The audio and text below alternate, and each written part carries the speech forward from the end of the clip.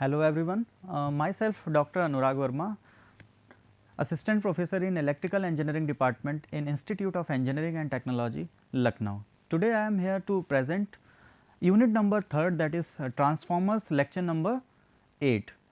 So, today we will discuss ideal transformer and its characteristics and practical transformer as well as effects of voltage and frequency on transformer. In previous lecture, that is lecture number 7, we have discussed numericals on KVA rating, and we also discussed that why transformer rating is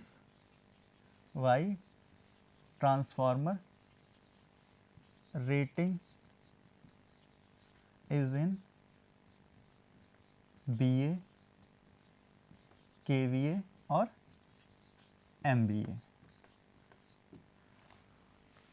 Actually, this question also comes in exam, so it is also important. And next we have derived EMF equation, and on the basis of this equation, EMF equation, that is E equal to 4.44 frequency phi n. On the basis of this equation, we have calculated transformation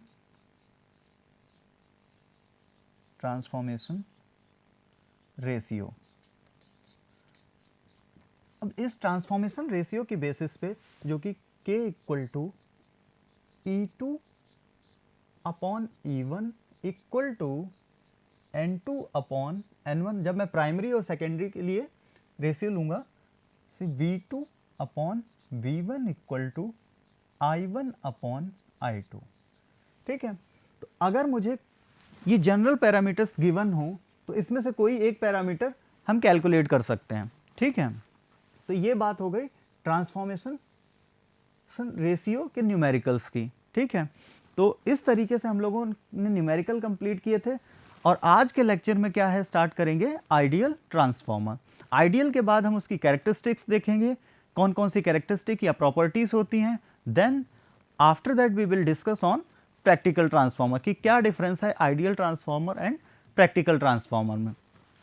तो ideal transformer की अगर बात करें तो ideal transformer basically क्या है, एक imaginary transformer है, क्योंकि ये जो यहाँ पे लिखा हुआ आइडियल ट्रांसफॉर्मर, ये रियलिटी में एग्जिस्ट नहीं करता, क्योंकि कुछ ना कुछ क्या है, जो ट्रांसफॉर्मर यूज में है या डिज़ाइन ट्रांसफॉर्मर हैं, उसमें क्या है, कुछ ना कुछ लॉसेस भी मिलेंगे आपको, बाकी के पैरामीटर्स भी मिलेंगे. ठीक है, तो इस तरीके से सिर्फ आइडियल ट्रांसफार्मर क्या एक इमेजिनरी ट्रांसफार्मर है, जिसको हम ये कह सकते हैं कि उसमें किसी भी प्रकार के कोई भी लॉसेस आपको नहीं मिलेंगे, चाहे वो आप कॉपर लॉसेस की बात कर लें या आप आयरन लॉस की बात कर लें जो कि कोर में एग्जिस्ट करते हैं, या लीकेज फ्लक्स की बात कर लें. ठीक है, तो इन सब के रीज़न क्या होते हैं, कॉपर लॉसेस नहीं है. क्यों? क्योंकि वहाँ पे जो वाइंडिंग आपने यूज़ की है, बाइंडिंग जो यूज़ करते हैं हम, इस तरीके से कोर बना लेते हैं. ठीक है, ये हो गई कोर ट्रांसफॉर्मर की, और ये क्या है, इसी कोर के ऊपर वाइंडिंग है N1 टर्न्स की. ठीक है, similarly for secondary side number of turns N2. अब ये जो बाइंडिंग यूज की है मेड ऑफ कॉपर, इसका जो वाइंडिंग रेजिस्टेंस है वो कितना है, 0 है. ठीक है, या बोल सकते हैं नेग्लिजिबल है. सिमिलरली ये जो कोर है, कोर जो यूज़ की है वो क्या है, स्टील. हम लोगों ने पढ़ा था पैरामैग्नेटिक डायमैग्नेटिक मटेरियल पढ़े थे, उसमें हम लोगों ने क्या आइडेंटिफाई किया था कि फेरोमैग्नेटिक मटेरियल सब्सटेंस की ये कोर बनी होनी चाहिए. तो उसमें कि उस केस में हमें क्या मिला था कि जो इसकी परमेबिलिटी होती है, परमेबिलिटी क्या होती है फेरोमैग्नेटिक मटेरियल की, क्या होती है, हाई होती है. तो यहाँ पे भी वही सेम कॉन्सेप्ट है कि अगर मेरी परमेबिलिटी को मैं इनफाइनाइट कर दूं या इतनी ज़्यादा कर दूं कि जिससे क्या है कि जो आयरन लॉसेस कोर में हो रहे थे वो लॉसेस नहीं होंगे. वो हो गई आइडियल कंडीशन की बात. फिर नो लीकेज फ्लक्स, या अगर हम बोलें कि ideal transformer gives output power exactly equal to the input power. ठीक है, तो अगर output power equal to input power, ठीक है। आउटपुट पावर अगर इनपुट पावर के इक्वल हो जाएगी तो एफिशिएंट कितना ट्रांसफार्मर आपका एफिशिएंट होगा, चेक कर लेते हैं। Efficiency equal to output upon input, ठीक है। अब इस केस में, आइडियल के केस में क्या है कि अगर आउटपुट इक्वल टू इनपुट हो जाए तो मैं इसको क्या कर सकता हूं, इनपुट को रिप्लेस कर दूं या आउटपुट को रिप्लेस कर दूं, यहां पे क्या आ जाएगा, आउटपुट अपॉन आउटपुट। ये सिर्फ किस केस में है, ये है आपके सिर्फ आइडियल कंडीशन के केस में है कि जो आउटपुट पावर मिलेगी वो किसके बराबर मिलेगी, इनपुट पावर के बराबर मिलेगी। तो इस तरीके से यहाँ पे क्या है, जो एफिशिएंसी निकल के आएगी, तो यहाँ रेशियो कितना हो गया 1, अगर मल्टीप्लाई कर दूं 100 से तो ये क्या आ जाएगा 100% एफिशिएंट, ठीक है। तो एफिशिएंसी कितनी मिली in case of ideal transformer, 100%, ठीक, जो कि पॉसिबल नहीं है। इसीलिए यहाँ पे क्या बोला जा रहा है कि ये क्या है, इमेजिनरी ट्रांसफार्मर है, ठीक। Actually, it is impossible to have such a transformer in practice, but ideal transformer model makes problems easier.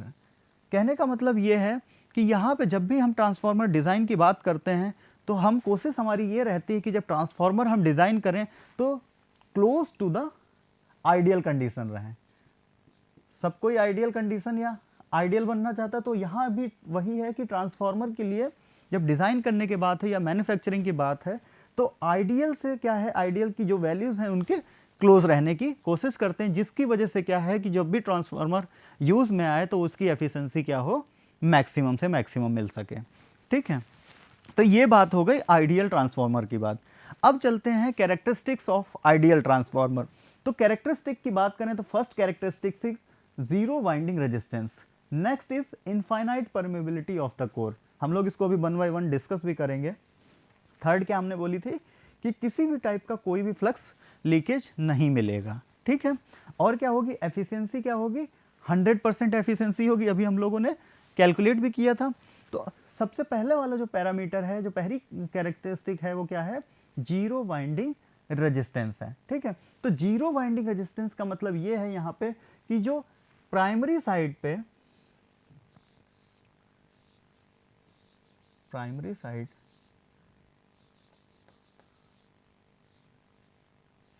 N1 और N2, ठीक है। The resistance of primary as well as secondary winding of an ideal transformer is 0। तो यहाँ पे क्या है, resistance की value क्या है, 0 कर दी गई, ठीक है। सिमिलरली फॉर सेकेंडरी, अब यहाँ पे इसको अगर 0 कर देंगे तो 0 करने से क्या है कि सारा का सारा करंट क्या है, इजिली इसमें फ्लो कर जाएगा, ठीक है। तो that is both the coils are purely inductive in nature. अब कैसा बिहेव करेंगे, क्योंकि यहाँ पे क्या है, इंपिडेंस की अगर बात करते हैं तो Z equal to R plus j x, ठीक। एक क्या होता है, एक आपका रिएक्टेंस है और एक क्या है, रेजिस्टेंस है। तो इस केस में अगर ये वाला पार्ट जो रेजिस्टिव वाला पार्ट था या रेजिस्टेंस की वैल्यू अगर 0 कर दी तो क्या आएगा, इंपिडेंस इक्वल टू क्या हो जाएगा, JX, ठीक है, मतलब इक्वल टू रिएक्टेंस। तो पूरा का पूरा ये यहाँ पे बिहेवियर कैसा होगा, इंडक्टिव बिहेवियर होगा, ठीक है। नेक्स्ट क्या था, infinite permeability of the core. Infinite permeability, higher the permeability lesser the MMF required for flux establishment, ठीक है। अब क्या है कि जितनी ज्यादा परमेबिलिटी होगी, ठीक है, मटेरियल की, जो भी मटेरियल हमने यूज़ किया है, तो यहाँ पे हम लोगों ने कौन सा मटेरियल यूज़ किया था, फेरोमैग्नेटिक मटेरियल यूज़ किया था। तो फेरोमैग्नेटिक मटेरियल की परमेबिलिटी हम लोगों ने बाकी मटेरियल के कंपैरिजन में जब देखा था तो क्या थी, हाई थी, ठीक है। तो यहाँ पे क्या है, एक तरीके से हम ये भी बोल सकते हैं कि उसकी क्या परमेबिलिटी रहती है, इनफाइनाइट परमेबिलिटी रहती है, जिसकी वजह से यहाँ पे क्या है, जो फ्लक्स का सेटअप होता है, ठीक है, जैसे ही आप क्या करते हैं, यहाँ पे सोर्स लगाते हैं अल्टरनेटिंग क्वांटिटी को, ठीक है, तो यहाँ पे क्या होता है, करंट फ्लो करती है, इस करंट की वजह से इसमें क्या हो जाता है, फ्लक्स का स्टैब्लिशमेंट होता है। तो यहाँ अब परमेबिलिटी अगर हाई है कोर की, तो उससे क्या होगा कि एमएमएफ की जो रिक्वायरमेंट है, वो एमएमएफ की रिक्वायरमेंट मतलब मैग्नेटोमोटिव फोर्स की रिक्वायरमेंट क्या रहेगी, कम रहेगी, ठीक है। That means if permeability is high, less magnetizing current is required to magnetize the transformer core. तो ये बात हो गई infinite permeability of the core की। नेक्स्ट है नो लीकेज फ्लक्स, ठीक। अब यहाँ पे क्या है, कोर में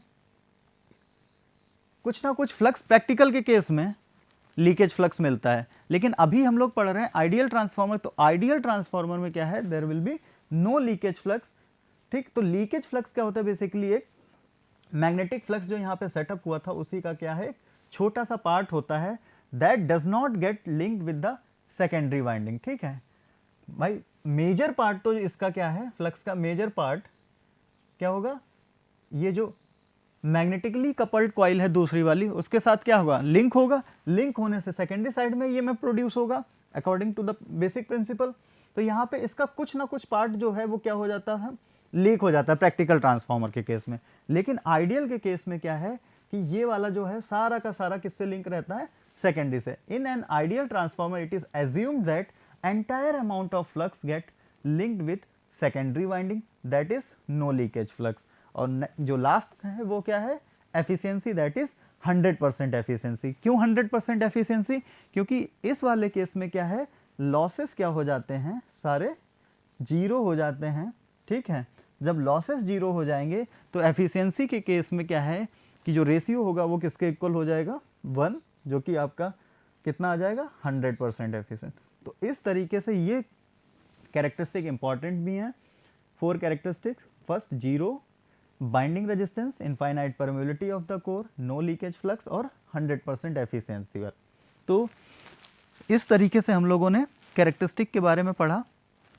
अब चलते हैं ideal transformer on no load. ठीक है, अगर ट्रांसफार्मर है तो उसको हम देखेंगे कि नो लोड पे वो किस तरीके से वहाँ पे क्या उसका फेजर डायग्राम निकल के आएगा।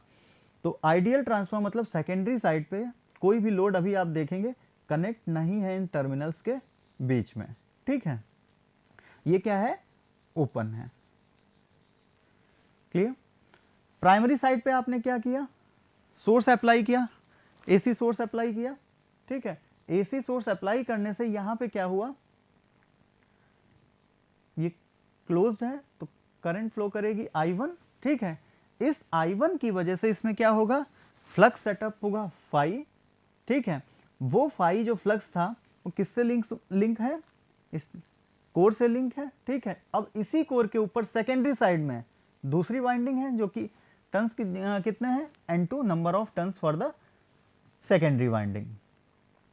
तो अब यहां पे क्या है कि ईएमएफ जो इंड्यूस हुआ सेकेंडरी में वो कितना हुआ, E2 हुआ ड्यू टू दिस फ्लक्स। तो अगर फेजर डायग्राम की बात करेंगे तो हम लोगों ने जब इक्वेशन को डेराइव किया था उस इक्वेशन से हमें क्या पता चला था कि जो फ्लक्स है हमारा, ठीक है, फ्लक्स क्या है, एज ए रेफरेंस क्वांटिटी। ठीक है, अब इस फ्लक्स से जो ईएमएफ था E2 वो क्या है, 90 डिग्री क्या मिला था, लैग मिला था। तो ये वाला क्या है, ये रेफरेंस हो गया। ठीक है, फ्लक्स। अब इसी के रेस्पेक्ट में उस इक्वेशन से हमने क्या किया था, 90 डिग्री लैग मार्क किया था। तो अब जो B1 है, B1 किसके इक्वल है, इन E1 E2 के इक्वल, और E1 lags IM by 90 degree. तो यहाँ पे ये मैग्नेटाइजिंग करंट जो कि किसके इक्वल होगी, इस प्राइमरी करंट के इक्वल होगी। अभी ये कंपोनेंट भी हम लोग डिस्कस कर लेंगे, IM हो गया, ठीक है, I0 हो गया, ये सारे कंपोनेंट्स भी हम लोग अभी डिस्कस करेंगे जब पैरामीटर्स की बात करेंगे। तो इस तरीके से जब ideal transformer no load condition में है तो उसका अगर फेजर डायग्राम आता है तो इस तरीके से हम लोग फेजर डायग्राम को ड्रॉ कर सकते हैं। बस हमें ध्यान जो रखना होता है फेजर डायग्राम के केस में वो क्या है, रेफरेंस क्वांटिटी को। तो यहाँ पे जो रेफरेंस क्वांटिटी है वो क्या है, सारी बातें किसके रेस्पेक्ट में हो रही हैं, इस फ्लक्स की। जो कुछ हो रहा है इस ट्रांसफार्मर किसकी वजह से हो रहा है, इस फ्लक्स की वजह से हो रहा है सेकेंडरी साइड में। नेक्स्ट चलते हैं कुछ पैरामीटर्स के ऊपर। ठीक है, तो ideal transformer on no load secondary current कितनी रहेगी, सेकेंडरी करंट 0 रहेगी। क्यों 0 रहेगी, क्योंकि वहां पे जो कंडीशन है वो कौन सी कंडीशन है, ओपन सर्किट। ठीक है, ओपन सर्किट। तो I2 की वैल्यू अपने को क्या मिली, 0 मिली, कोई करंट फ्लो नहीं करेगा। ठीक है, no core loss and no, already बता चुके हैं हम लोग। Primary current draws a current which is just necessary to set up flux in the core. ठीक है, primary current draws a current which is just necessary to set up the flux in the core. ठीक है, इस flux की बात कर रहे हैं जो मेन फ्लक्स था आपका इस कोर में। ठीक है, इसमें इस कोर में फ्लक्स था मेन फ्लक्स। ठीक है, तो उसकी बात कर रहे हैं हम लोग कि primary current draws a current which is just necessary to set up the flux in core.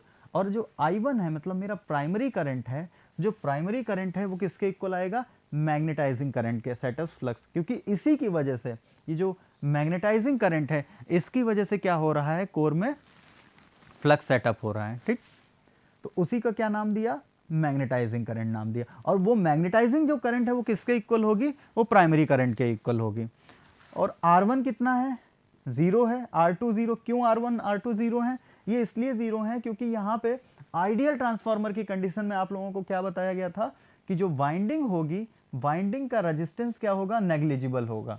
ठीक है, वाइंडिंग का रेजिस्टेंस क्या बताया गया था, नेग्लिजिबल बताया गया था। Winding resistance is negligible. अब वाइंडिंग रेजिस्टेंस नेग्लिजिबल मतलब रेजिस्टेंस की वैल्यू 0। ठीक, चाहे वो प्राइमरी की बात हो या सेकेंडरी की बात हो। और ये भी बताया गया था कि कैसे बिहेव करेगा, प्योरली इंडक्टिव की तरह बिहेव करेगा फॉर आइडियल ट्रांसफार्मर। अब इसमें क्या है, जो B1 की वैल्यू है वो पूरी की पूरी किसके इक्वल अपीयर होगी, E1 की। ठीक है, ये प्राइमरी EMF हो गया और ये प्राइमरी वोल्टेज हो गए। और E2 की वैल्यू किसके इक्वल आएगी, B2 के इक्वल आएगी। अगर R1 और R2 0 होते हैं उस केस की बात कर रहे हैं। ठीक, और E1 अपोजिस B1, जैसा कि हम लोगों ने अभी फेजर डायग्राम में भी देखा था कि E1 है जो प्राइमरी EMF है वो किसके जस्ट अपोजिट होगा, B1 के। ठीक, because of Lenz law that is induced EMF। ठीक है, तो इस तरीके से क्या है, ये आइडियल ट्रांसफार्मर और नो लोड के पैरामीटर्स की बात हम लोगों ने की।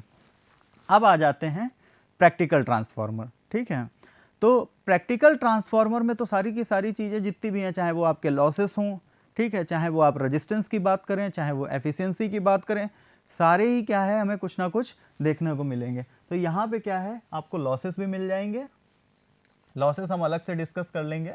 ठीक है, लॉसेस भी मिलेंगे, कितने मिलेंगे, कैसे मिलेंगे, वो सब हम लोग बाद में डिस्कस करेंगे। लेकिन ये है कि इतना अभी हमें जान लेना है कि लॉसेस कुछ ना कुछ एग्जिस्ट करेंगे, क्योंकि ये ट्रांसफार्मर क्या है, आइडियल नहीं है।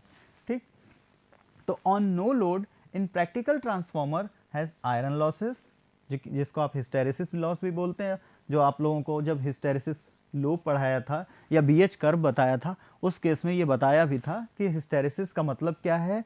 ठीक है, and eddy current loss at it is subjected to the alternating flux. ठीक है, तो the no load current I0 has 2 component. अभी जो हम लोगों ने आइडियल ट्रांसफार्मर में IM देखा, ठीक है, IM किसकी वजह से था, प्राइमरी की वजह से था। तो I1 इक्वल टू क्या मिला था अपने को, IM मिला था।